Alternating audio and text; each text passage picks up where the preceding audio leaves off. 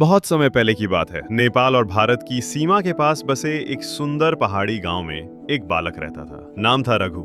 उसका चेहरा गोल मटोल, आंखें चमकदार और मन बेहद चंचल। वो कोई राजा का बेटा नहीं था, न ही किसी सेठ का वारिस। वो तो एक सीधा साधा गडेरिया था। उसका काम था भेड़ चराना। सुबह सुबह भेड़ों का झुंड लेकर पहाड़ी जंगल की ओर जाना, वहां घास चराना और फिर शाम होते ही सबको वापस ले आना।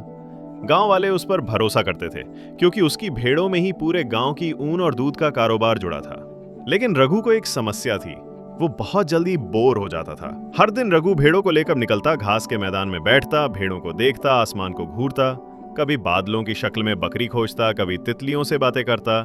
लेकिन दिन लंबा होता और रघु को कोई साथी नहीं होता। रघु सोचता, कभी कभी लगता है मैं भेड़ नहीं पत्थर चरा रहा हूं, कोई मजा ही नहीं। उसने बांसुरी बजानी सीखी, भेड़ों के नाम रखे, काली, बबलू, मुनिया, गोलू, बर्फी, पर मजा तब भी अधूरा ही लगा। तब रघु को एक विचार आया, मजाक का। पहला झूठ, बाघ आया। एक दिन दोपहर को तेज धूप थी। भेड़ें पेड़ की छांव में आराम कर रही थीं और रघु ऊँग रहा था। तभी उसने चिल्लाना शुरू किया, बचाओ, बाघ बाघ आ गया, मेरी भेड़ें खा रहा है।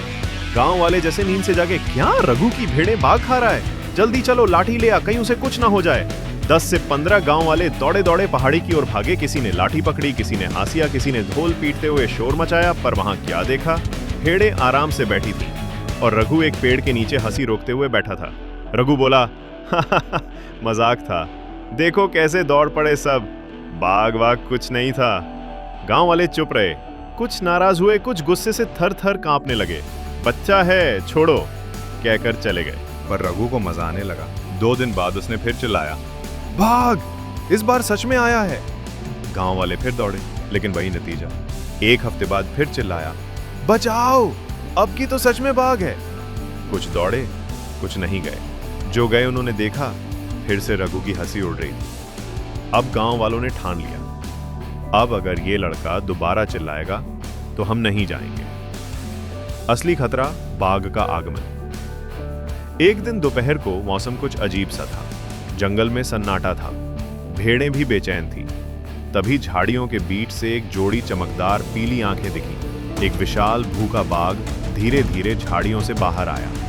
रघु डर गया, उसका दिल तेजी से धड़कने लगा। उसने पेड़ पर चढ़ते हुए चिल्लाना शुरू किया, बचाओ, अब की बार सच में बाघ आ गया है, मेरी भेड़ें खा रहा है।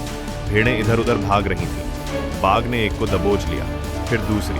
रघु चिल्ला रहा था, रो रहा था, गांव वालों, मेरी मदद करो, भगवान के लिए आ जाओ। गांव वालों की प्रतिक्रिया।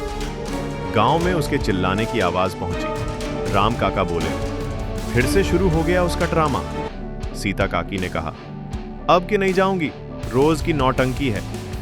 कोई भी नहीं गया। रघु चिल्लाता रहा, पर कोई नहीं आया।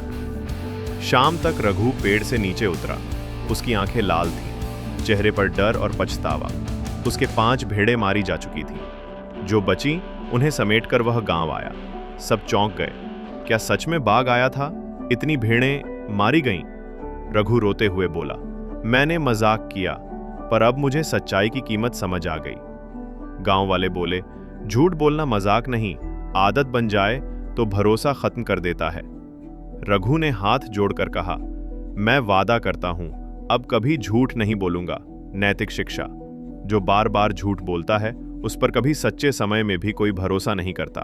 सच्चाई में ताकत है, झूठ में पल भर का मजा, लेकिन जीवन भर का पछतावा।